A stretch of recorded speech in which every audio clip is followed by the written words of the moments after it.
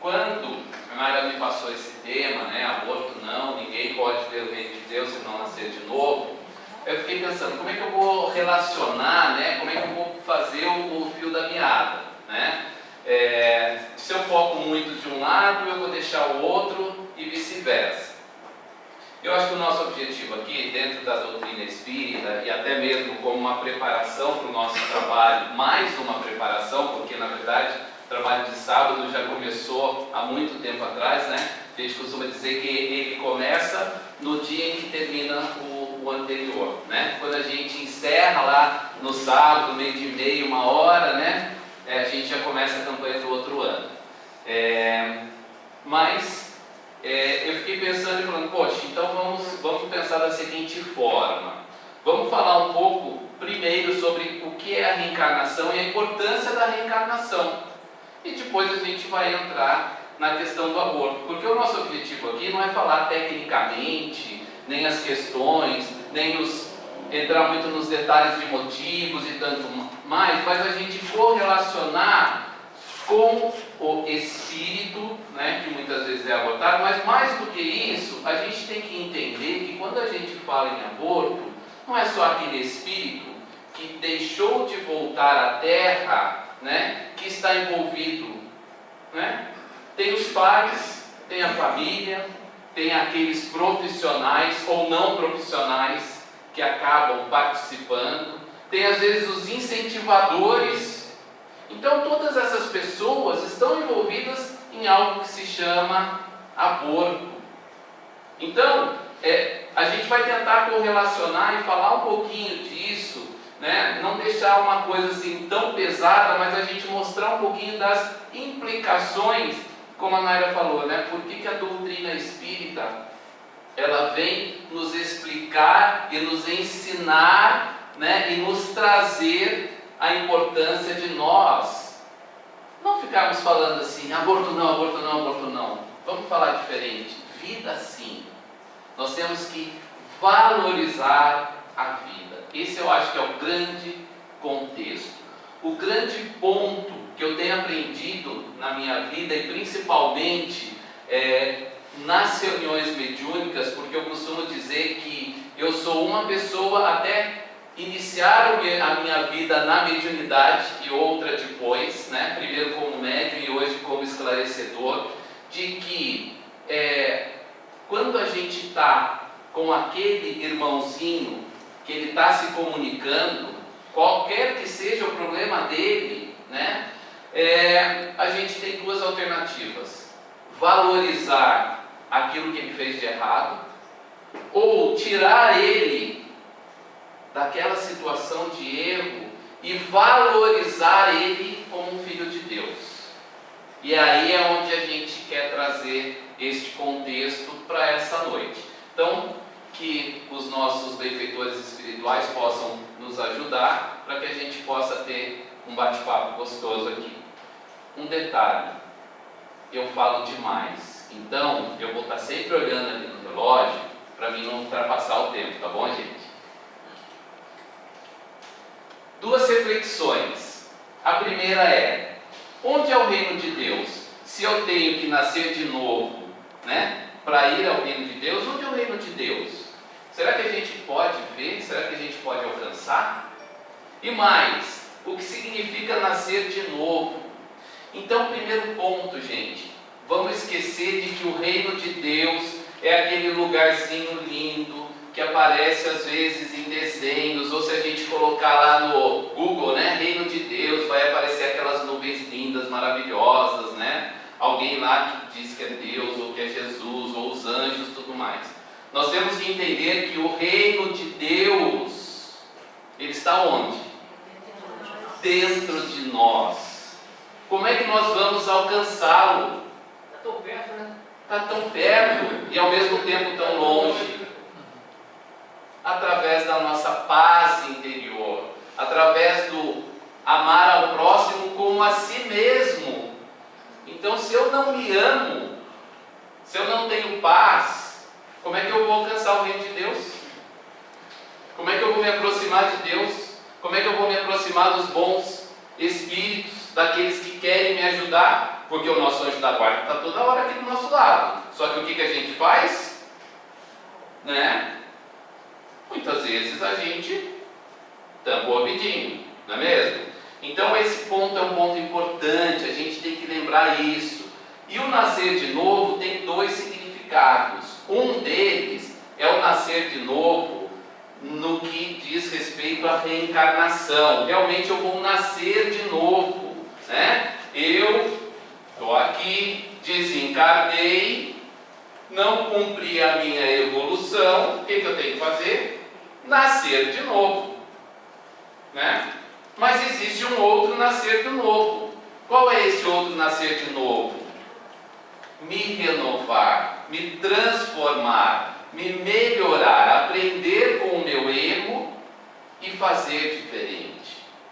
Então, quando a gente olha esse contexto, né, por que eu estou trazendo esse contexto? Porque muitas vezes a gente fala em aborto, a gente já vê aquela cena horrorosa e a gente já vai para a crucificação ou da mãezinha, ou do marido que concordou, do parceiro, ou do médico e tudo mais, e a gente esquece de que existe todo um complexo e de que no momento que eu estou apontando o dedo para alguém, tem outros dedos apontando para mim.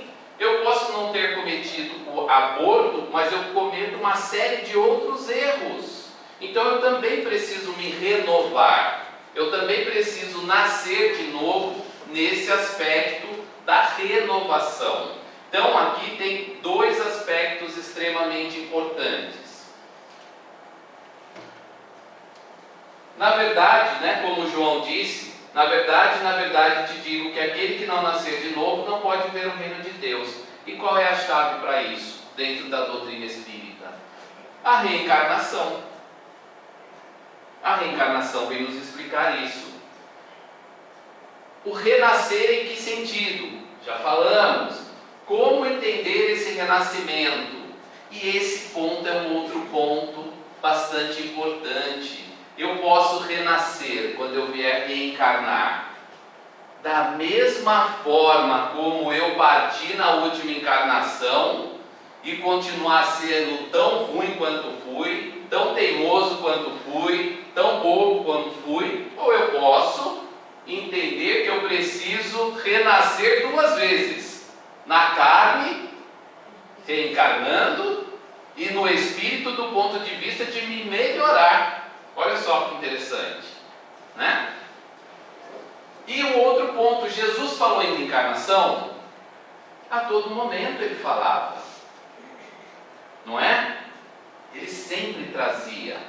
Então vamos ver algumas coisas importantes. A primeira coisa que difere, né? Algumas religiões falam em ressurreição. Ressurreição é o que? É o retorno à vida do corpo no mesmo corpo. Então se o corpo faleceu, não tem como eu voltar, né? A reencarnação é o retorno em um outro corpo. Então nós temos que entender que o que permanece é o espírito, que é a individualidade, o corpo vai ser outro, né? Então, talvez na encarnação passada eu tenha sido mulher, talvez na encarnação passada eu tenha tido 1,90 m, tenha sido jogador de basquete, tenha tido cabelo, né? Eu era diferente, né? Talvez tenha sido mais teimoso ou menos teimoso, mas eu voltei, não é mesmo? Então, esse ponto é um ponto bastante importante. A reencarnação se baseia nos princípios da misericórdia e da justiça de Deus. Olha só, gente, misericórdia e da justiça de Deus. Ela nos explica muitas coisas. Então ela vai nos explicar os nossos problemas, as nossas dificuldades, ela vai nos explicar por que uma criança morre em eternidade, por que alguém que só faz o bem, de repente é cometido de uma doença extremamente dolorosa. Então a gente consegue entender, né, que existe a justiça de Deus, e nós temos a possibilidade de, numa outra encarnação, né, de resgatar né, aquelas dificuldades, aqueles erros, aqueles problemas que nós deixamos na vida anterior. Por quê? Vamos lá, nenhum de nós que está aqui nessa sala hoje foi anjinho na vida passada. Uns foram um pouquinho melhores, outros um pouquinho piores, né? Outros mais ou menos, mas todos nós que estamos aqui hoje trazemos as nossas imperfeições. Eu costumo dizer que, assim como eu cheguei aqui com a minha mochila física, né? A gente está a todo momento com a nossa mochila espiritual aqui, aonde a gente carrega o quê? Pode carregar pedras que nós colocamos, a gente pode colocar algumas flores, a gente pode colocar alguns pequenos presentes que a gente ganha do outro, não é? A gente pode carregar um monte de coisa. Qual é o nosso grande ponto? É fazer com que cada vez mais a gente consiga ir tirando as pedras e deixando essa mochila mais leve, com presentinhos, com flores, com perfumes, com coisas que a gente possa dividir com o outro. Olha só que legal. Então esse ponto é um ponto extremamente importante que nós precisamos entender. E a reencarnação vem nos mostrar isso e vem aliviar um pouco para a gente entender que ninguém sofre sem merecer. E se sofremos, né, precisamos passar por isso, por mais doloroso que seja, né? E quando eu me revolto contra o meu sofrimento, a minha dor, os meus problemas, eu estou colocando um monte de pedra aqui, ó. Então temos que pensar nisso, né? A gente tem que aliviar. Por mais que seja doloroso, a gente tem que sempre olhar um lado positivo de tudo, né? Vamos dizer, curioso, que não está fácil. Exatamente. Ninguém tem um fardo mais pesado do que aquele que possa carregar. Embora muitas vezes a gente reclama, às vezes quando chega uma peninha mais ali em cima do fardo, né? Mas a gente consegue. Se a gente tiver fé, se a gente tiver perseverança, a gente consegue. Ah lá, gente, vale a pena nascer de novo. Olha que beleza, né? Para quê? Porque é uma necessidade de renovação interior, já falamos. Precisamos nos renovar, nos melhorar. A gente precisa eliminar as culpas que trazemos de outras vidas. Muitas vezes a gente não sabe, porque a gente não lembra de tudo quando está encarnado. Mas sabe quando às vezes você olha ou vivencia uma situação e você fala assim: meu Deus, mas por que é tão difícil para mim isso? Nossa, a Adriana tira isso de letra e isso para mim, nossa, é tão difícil, eu me sinto mal com ele. Por quê? Porque a gente traz as nossas lembranças, as nossas culpas, né, as nossas cobranças de vidas anteriores. Então eu preciso nascer de novo para mim ir me libertando, eu preciso ir tirando isso do meu caminho e desligar-se de relações escravizantes. Muitas vezes a gente vivencia, e isso a gente vê muito dentro das reuniões mediúnicas, né? De espíritos que desencarnam, mas não conseguem se separar das outras pessoas, seja de um ente que está encarnado, ou mesmo de alguém que também desencarnou, vive escravizado àquela situação, e aquilo faz mal para os dois lados, né? Porque acha que a morte é o fim, e a gente poderia dizer que muitas vezes a morte é o começo de uma nova vida. É a forma como nós encaramos. Então a gente tem que trabalhar isso, né? Por mais que a gente ame, a gente não é dono, né? Então eu costumo dizer isso sempre para os espíritos: olha, se você ama de verdade, liberta, porque outra pessoa que está aqui continua vivendo, tem que viver feliz. Ela não está feliz e você também não. Se vocês se amam, se existe amor verdadeiro, esse amor, ele vai permitir com que vocês se reencontrem um dia. Mas não dá para você estar desencarnado e querer tomar conta da vida da outra pessoa 24 horas por dia. Ela tem o direito de recomeçar, ela tem o direito de fazer diferente, ela tem o direito de viver a vida dela. Então a gente tem que trabalhar muito isso. E é isso que a reencarnação também vem nos trazer. Vocês vão falar: caramba, mas aonde que está o aborto aí. Tudo isso é importante para a gente entender todo esse processo, né? E aí, se a gente vai falar da questão do aborto e reencarnação, a gente tem que falar de família, laços de família. Afinal de contas, por mais indesejado que seja aquele serzinho que acabou de ser gerado, iniciou aí um laço de família. Por mais que aquela mãezinha diga que não, mas iniciou. Iniciou porque naquele momento, mais do que aquela relação material, existe também uma relação espiritual. E nós não podemos nos esquecer que a verdadeira família não é a família material, é a família espiritual. Porém, não podemos nos esquecer que se fazemos parte de uma família, que se viemos numa família, é porque precisamos estar naquela família. Ninguém vem por engano. Engano não acontece, ninguém escorrega. Opa, bobearam lá em cima, então agora eu vou aqui, ó, dar um jeito de ir lá para a família Tirone. Não tem isso. Não tem, ninguém vem por engano. Se a gente vem, um motivo tem. Tá? Então, os laços de família são fortalecidos pela reencarnação. São fortalecidos pela reencarnação. Por algum motivo tem que eu tenho que estar naquela família. Olha só.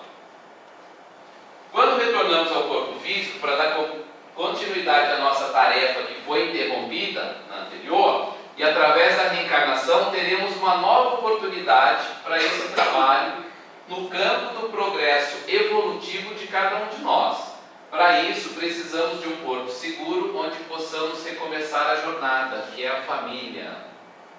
Então, olha só, desde o bebezinho, né, até a nossa idade, a família é sempre o porto seguro. Eu costumo dizer, eu tenho 48 anos, minha mãe tem 86. Quando eu viajo, a primeira coisa que eu faço, mãe, ó, estou indo viajar. Legal. Qual é a primeira coisa que ela fala? Vai com Deus. E a segunda? Às vezes cuidado, mas normalmente assim, quando chegar lá, avisa. Eu tenho 48 anos, sou pai de um garoto de 18, uma menina de 15, e ela fala isso para mim até hoje. Então assim, quando eu estou lá com as minhas dores, os meus problemas, as minhas chateações, aonde que eu vou chorar? Na casa da mãe, não é? Gostoso, não é? Então, olha só, não é por acaso que família é família, gente. Não é por acaso que é ali que a gente tem o nosso porto seguro, não é mesmo? Então a gente tem que aproveitar isso. Por isso que a gente diz que ninguém está numa família por acaso. Nesse ambiente doméstico, as almas se reencontram sobre vários motivos. Aí a gente tem que entender: resgate, afeições, desafetos, missão, estreitamento de laços. Então aí você vai falar assim: poxa, mas tem família tão desestruturada por aí? Ah, mas tem mesmo.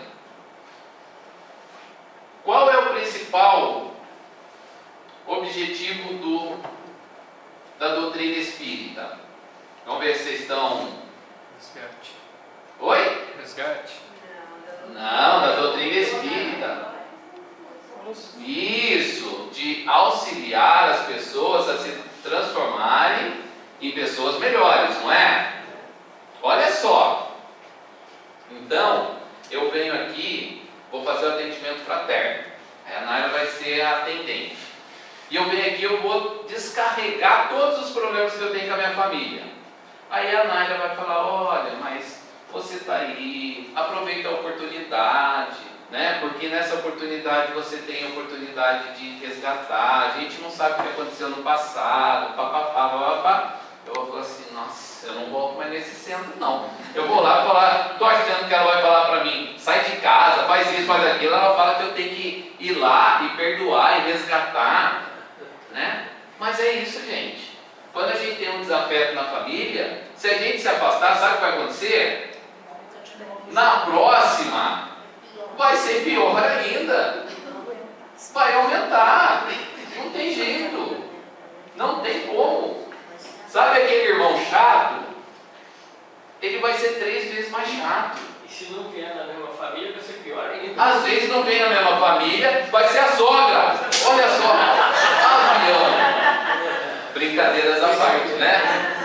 Mas vai ser alguém que de alguma forma vai ter uma relação comigo e que vai ser muito difícil. De repente vai ser um chefe que vai pegar no meu pé, que eu vou pedir, pelo amor de Deus, me mande embora. Ah, não, mas eu não vou mandar não, porque eu adoro. Se tem alguém que eu gosto de pegar no pé, é ele. E aí a gente vai passar pelas dificuldades. Então vamos aproveitar a oportunidade. Olha aqui o laço de família, né? Vamos aproveitar, vamos resgatar esses problemas que nós temos. E outra coisa, vamos parar de achar que a culpa é do outro, porque sempre a culpa é do outro. A gente esquece que nas nossas vidas anteriores eu também errei, ou eu sempre fui o santinho e o outro sempre foi o errado na história. Claro que não. Então eu também tenho que dar um passo atrás. Para quê? Para ser feliz e para ajudar o outro a ser feliz. Amar ao próximo como a si mesmo. Ah, ele tem que me amar, mas se ele não der o primeiro passo, eu não for na direção dele, sabe aquelas briguinhas bobas? Não adianta ser assim, gente, nós temos que mudar. Então, a importância é essa, nesse ambiente de convivência contínua, interdependência, condição de pai, filho, irmão, aprendemos a nos entrelaçar através da convivência, aprendendo a nos amar. Eu costumo dizer, às vezes, quando eu dou aula na mocidade, eu lembro muito bem quando eu era criança, e tinha uma coisa que, assim, o meu pai ele era muito tranquilo e ele nunca foi de exigir muitas coisas não, mas uma coisa que ele fazia questão na hora do jantar todo mundo sentar à mesa, né? Por quê? Ele trabalhava fora, minha mãe também, a gente estudava, mas na hora do jantar ele gostava que todo mundo sentasse à mesa. Por quê? Era o único momento durante a semana que a família conseguia se reunir, né? E eu costumo dizer hoje que assim, hoje a grande maioria dos lares assim, na hora do jantar que cada um vá para o seu quarto. Então assim, todos os quartos têm televisão, todos os quartos têm computador, então assim, né? Cada um vai, pega o seu prato, às vezes a família passa a semana inteira e não consegue conviver. Hoje tem lares em que a família, gente, é verdade isso, os pais, eles gastam uma fábula com os filhos. O filho tem atividade das 6 da manhã às 22 horas.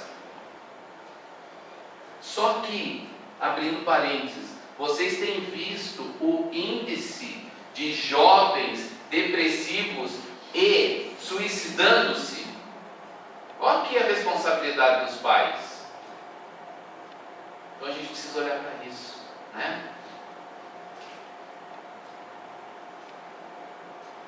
Só completando, os laços de família não são destruídos pela reencarnação, como pensam certas pessoas. Ao contrário, são fortalecidos e se estreitam. Está lá no Evangelho. Então o fato de que, eu voltei, ficou um familiar lá, nós não estamos destruindo nada, né? São momentos da nossa vida.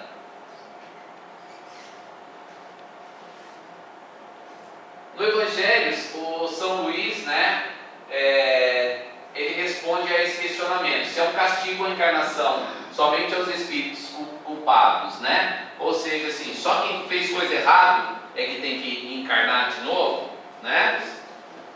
A passagem dos espíritos pela vida corporal é necessária para que eles possam cumprir, por meio de uma ação material, os desígnios cuja execução Deus lhe confia. Então a gente precisa, enquanto nós estamos num processo de evolução, e lembra, né? Mundos primitivos, depois mundos de provas e expiações. É o segundo aqui, e nós estamos nele. Então, até chegar lá nos mundos celestes e puros, vixe, nós vamos encarnar muitas vezes. Querendo ou não, nós vamos, gente. Não sei se é uma boa notícia ou não, mas que a gente vai. Então, se não é um castigo a encarnação, o que significa?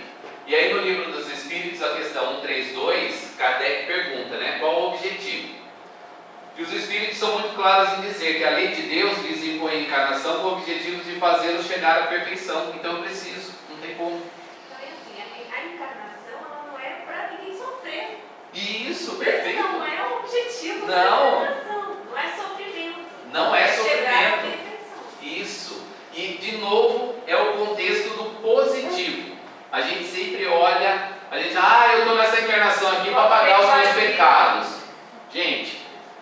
já era. Eu vou contar rapidamente, não sei se eu já contei aqui numa outra ocasião ou não, uma vez numa palestra em Jacareí do Jerônimo Mendonça. Não sei quem chegou a conhecer o Jerônimo Mendonça. Ele fazia suas palestras, ele era tetraplégico, então ele ficava sempre numa massa, ele só erguia a cabeça. Então ele foi fazer uma palestra em Jacareí uma vez. Eu era bem pequenininho, mas isso me marcou. Na primeira fileira assim, tinha uma senhorinha, mas assim, desculpa o termo, mas carcomidinha pelo tempo, sabe? Tortinha, de negocinho assim e tal, sentadinha ali e tal. E o Jerônimo fez a palestra dele, né, tal. E quando terminou, né, ele pediu para chamar aquela senhora. Falou para uma das pessoas que acompanhavam, chama ela um pouquinho para mim, né? E ela foi, né? E a gente, molecada, estava tudo sentado no chão ali na frente, né? Porque aquele negócio, ver uma coisa diferente, né? Nunca tinha visto uma palestra de alguém bacana, nunca vi esse negócio. E aí ele falou assim, minha filha, né? Tá tudo bem com você? Ah, estou indo de acordo com a vontade de Deus. Ah, é? Estou vendo aí, você parece que está com dor. Ah, esse é o meu karma, seu Jerônimo. Daí ele, como assim? Ah, eu vim nessa vida aqui para sofrer mesmo. Mas você não busca médico? Ah, não, eu sei que eu tenho que passar por isso, que eu fui muito ruim na outra encarnação. Aí ele, na sabedoria, falou, mas eu, mesmo aqui nessa tetraplégica, se eu tenho uma mínima oportunidade de mexer um dedinho, eu vou atrás. Por quê? Porque Deus me confiou uma encarnação para mim evoluir. E isso me marcou muito. E às vezes a gente reclama de coisas pequenas. Então assim, serve como um grande exemplo para a gente, né? Bom, se a encarnação não é um castigo, o que acontece quando a mesma é interrompida? O que acontece? Quais as consequências para os envolvidos, né? E aí é o ponto principal, né, gente? A gente sempre tem um primeiro momento de pensar sempre no ato da mulher, né? E muitas vezes ela é a maior das vítimas. Às vezes pela pressão da sociedade, às vezes pela pressão da família, às vezes pela imposição do homem, né? E a gente esquece isso, né? Mas é exatamente através do corpo dela e no corpo dela é que acontece. Então por isso que muitas vezes a gente liga. Mas a gente então quer trazer um pouquinho essa reflexão. Tá lá, né? Pai, mãe, a decisão está em suas mãos. É sempre assim, né? A gente descaracterizar um pouquinho a responsabilidade só da mulher que muita gente coloca. E aí, vamos lá no Livro dos Espíritos, que Kardec ele traz essa questão de suma importância. Qual o primeiro de todos os direitos naturais do homem? Ele pergunta aos espíritos. E eles nos dizem, o de viver. Por isso é que ninguém tem o direito de atentar contra a vida de seu semelhante, nem de fazer o que quer que possa comprometer-lhe a existência corporal. Olha só. Primeiro direito de cada um de nós aqui é o direito à vida. Faz sentido? Vamos lá para a próxima. Na 344, Kardec pergunta: em que momento a alma se une ao corpo? E os espíritos nos dizem: a união começa na concepção. No momento da concepção inicia a vida. Mas só é completa por ocasião do nascimento. Desde o instante da concepção, o espírito designado para habitar certo corpo, a este se liga por um laço fluídico, que cada vez mais se vai apertando até o instante em que a criança vê a luz. O grito que o recém-nascido solta anuncia que ela se conta no número dos vivos e dos servos de Deus. Então, a partir do momento da concepção, existe uma nova vida. Independente se tem um segundo, um minuto, 1 hora, 1 mês, se ocorrer o ato do aborto. Está lá na questão 880. Nós estamos tirando o primeiro direito de cada espírito, que é o direito à vida. E se eu perco o direito à vida, à encarnação, o que eu perco? A oportunidade de evoluir, a oportunidade de crescer, a oportunidade de me redimir dos meus erros, a oportunidade de fazer diferente do que eu fiz na vida passada. Eu perdi. Simplesmente eu perdi. Constitui crime a provocação do aborto em qualquer período da gestação? Pergunta Kardec.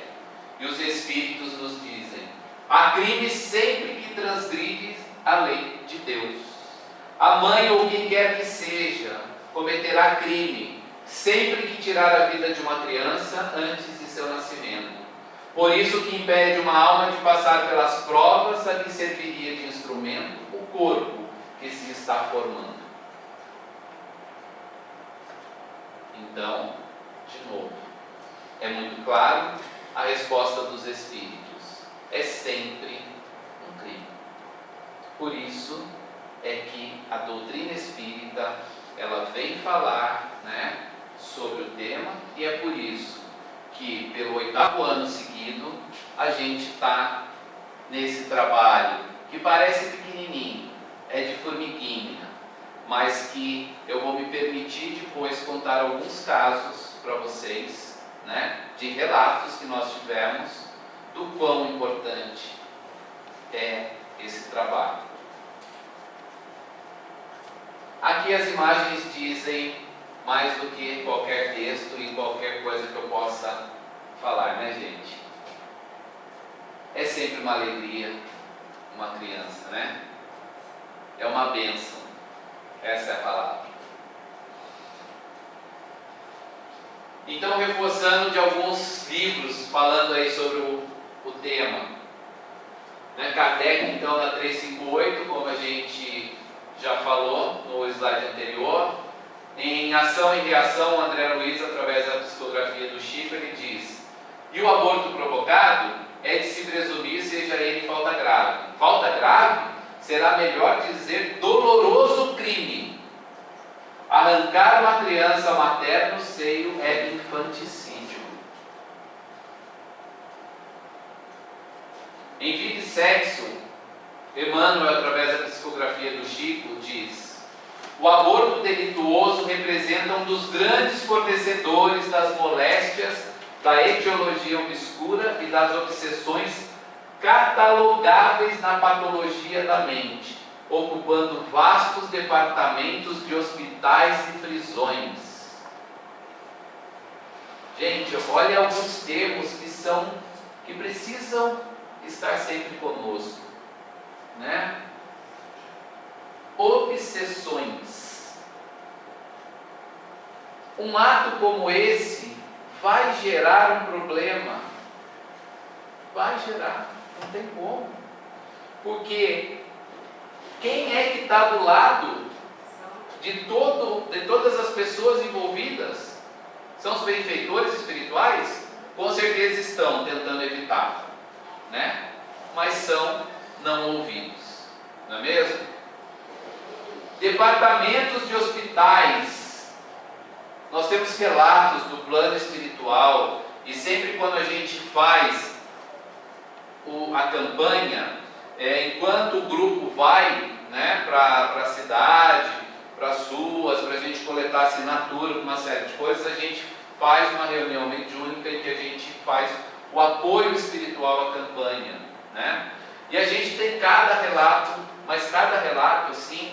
E a gente tem vários relatos de hospitais, muitos hospitais no plano espiritual, eu me arrepio de falar, em que lá se encontram vários espíritos abortados. É duro, mas é verdade. Muitos deles totalmente deformados, porque eles não aceitaram aquela situação, eles não tiveram entendimento ainda, eles não conseguiram compreender, eles não conseguiram aceitar como é que eles que estavam ali se prepararam, né? Tinham um compromisso com aquela família, foi simplesmente, né, descartado. O termo é esse.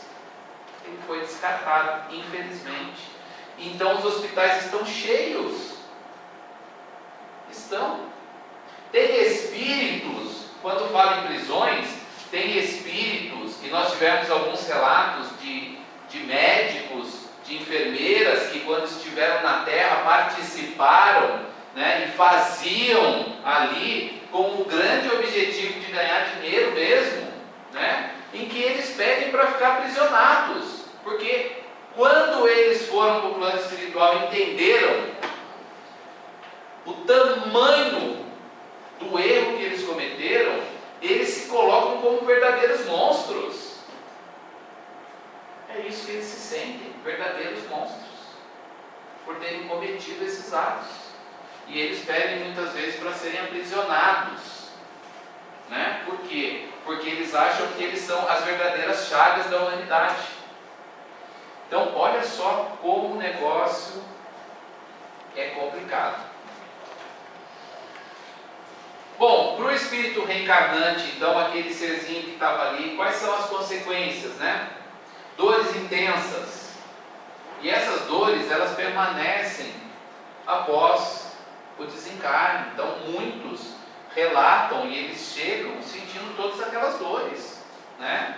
E eu não vou entrar nos vários métodos aqui, mas eles descrevem e com uma sensação do que estava acontecendo naquele momento, né? E aí o que a gente tem que fazer nesse momento? Você tem que tirar ele daquela situação, porque se você não tira, você não resgata, porque ele está ali. Às vezes aconteceu já faz meses, anos, décadas, séculos, e ele está ali vivenciando dia a dia aquela situação. Então você tem que tirar ele dali. A mente cristalizou. A mente cristalizou naquele momento de tal brutalidade. A morte violenta, uma existência perdida, e tem de recomeçar. E muitos sofrem às vezes, nem pelos dois itens de cima, mas por ter de recomeçar. Porque às vezes planejaram tanto, e aí o que acontece e gera nesses espíritos? O medo. Eu me preparei tanto e não me quiseram. Será que agora vão me querer? Quantos irmãozinhos a gente conversa que estão vivendo esse dilema? Porque já foram rejeitados, né? E o medo da rejeição novamente? É muito difícil, é muito dolorosa. Algumas consequências físicas, principalmente para a mãe. Questões de infecções, traumatismos, alterações de fertilidade, esterilidade, morte. A gente tem algum censo, se vocês pesquisarem na internet, a quantidade de clínicas clandestinas e lugares que são piores do que clínicas clandestinas, porque a clínica clandestina ainda, às vezes, ainda tem um pouquinho de asepsia, né? Mas pior do que isso são aqueles lugares, né? Verdadeiros açougues, ou então lá os abençoados chás da vida, né? São os chás abortivos e uma série de outras coisas, e que na verdade vai gerar uma infinidade de sequelas físicas, né, naquela mãezinha. Para o profissional, né, olha o que gera para o profissional. Se ele tem total ignorância espiritual, um cara totalmente materialista, conhece nada de espiritualidade, né? Mas ele vai ter dificuldade, porque quando ele desencarnar, ele vai ter noção do que ele fez. E aí vai vir todo o arrependimento. Mas se ele tem a intencionalidade, se ele sabe o que ele está fazendo, né? Se ele tem conhecimento, às vezes, até de que a vida continua, maior é a responsabilidade, né? Quanto mais é dado, mais será cobrado. Olha lá, está escrito. Algumas consequências psicológicas, olha só, gente, de novo, olha quanta gente envolvida e quantos problemas que tudo isso nos gera. Então, para a mãe, a questão da queda da autoestima, a frigidez, a aversão ao marido, ao amante, ao namorado, a culpabilidade ou a frustração, desordens nervosas, insônia, neuroses, doenças psicossomáticas, depressões e muitas vezes o suicídio. Temos relatos também de muitas mães que não suportaram a dor. E quando cai a ficha, né, ela parte para o suicídio. Né? É triste demais. É triste demais. No ano passado eu conversei com uma mãezinha que depois de 3 abortos que ela tinha feito, né, ela se suicidou. Né? E aí, por outro lado, assim, a reunião mediúnica, a gente se emociona e chora o tempo todo, né? Porque, no fundo, né, o primeiro que ela tinha abortado foi quem levou ela para a reunião mediúnica, porque já tinha tido entendimento e já tinha perdoado o ato dela. Então, olha a beleza da vida, né? É uma coisa assim fantástica. O ano passado o Flávio brigou comigo porque ficou mais gente na reunião mediúnica do que foi para a campanha, né, Dri? Depois o pessoal foi para a praia. Eu falei assim, poxa, mas é porque assim, quando a gente vai a primeira vez para a reunião mediúnica, a gente não quer parar, né? E a Adriana já sabe disso, que eu toda hora eu convido a Adriana, você tem que participar um ano aqui com a gente, né, Dri? Para os membros da família, né? Problemas imediatos com outros filhos, se tiver, então muitas vezes pode gerar agressividade, fuga do lar, o medo de que os pais possam se separar, a sensação de que a mãe somente pensa em si, e às vezes os filhos fogem porque assim, poxa, matou meu irmãozinho, né? O que será que pode fazer comigo? Tem muitos casos que acontecem isso, né? Porque matou, ele estava na barriga, mas assim, às vezes é por dificuldade financeira, às vezes por N problemas, e aí pode gerar um trauma na criança também, né? Naquele que está aqui encarnado já. Problemas conjugais muitas vezes acontecem sobre a equipe de saúde envolvida, né? Angústia, sentimento de culpa, depressão. Às vezes, só vai se dar conta disso depois que desencarna. Muitas vezes acontece isso. E aí, um outro relato, né? A gente tem uma enfermeira que na 7ª campanha do ano passado também, ela veio, né? E ela falou que por muitos e muitos anos ela trabalhou em clínicas, né, de aborto.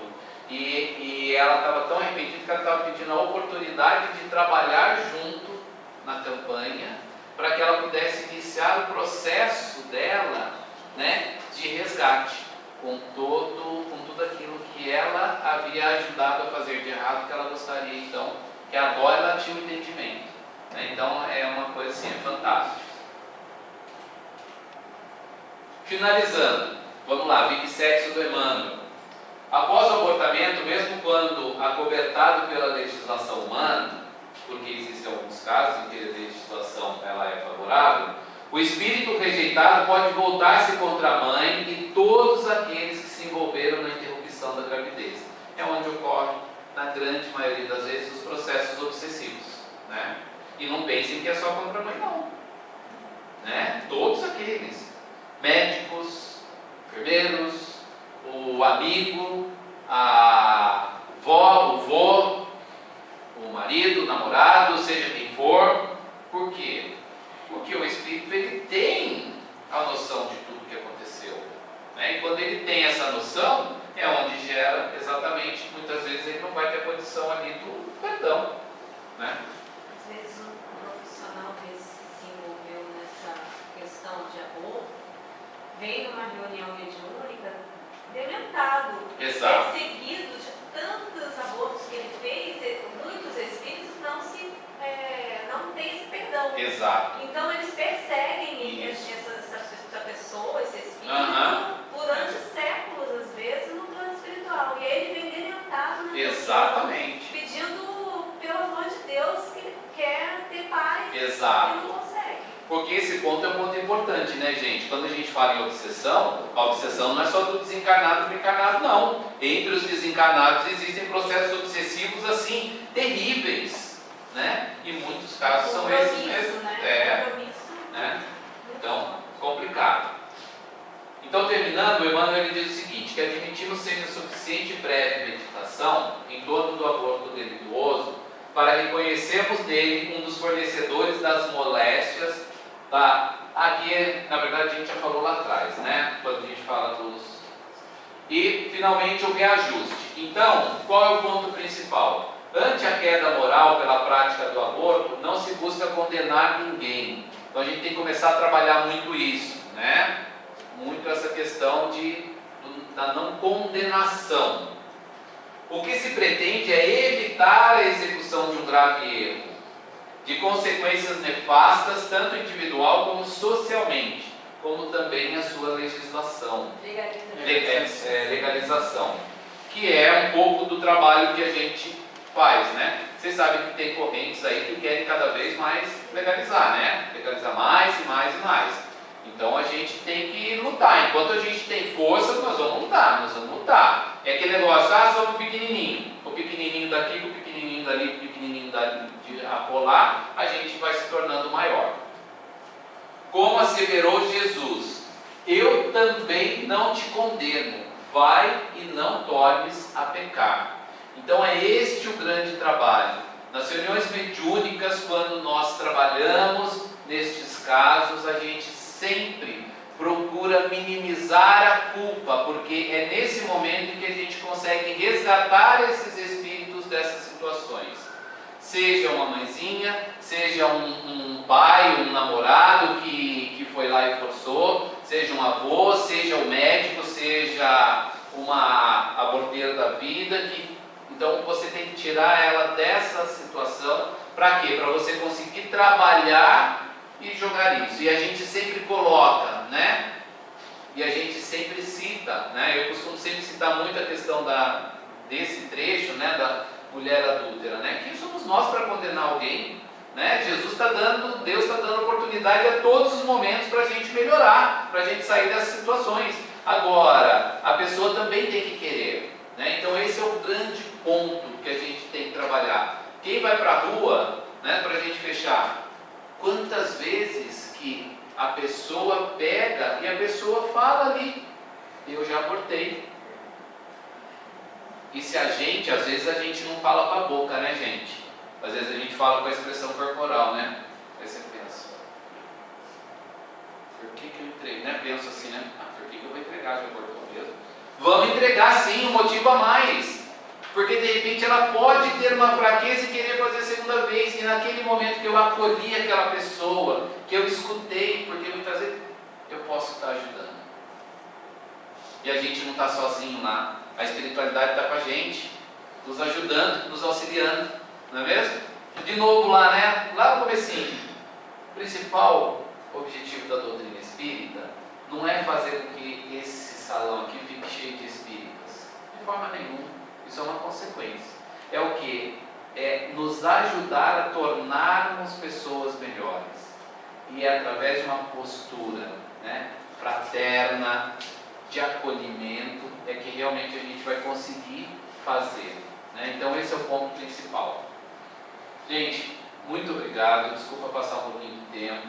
Eu espero ter conseguido trazer de alguma forma um pouquinho daquilo que vocês estavam esperando, buscando. Né? E assim, de verdade, para quem ainda está em dúvida, eu reforço que vale muito a pena estar no sábado com a gente.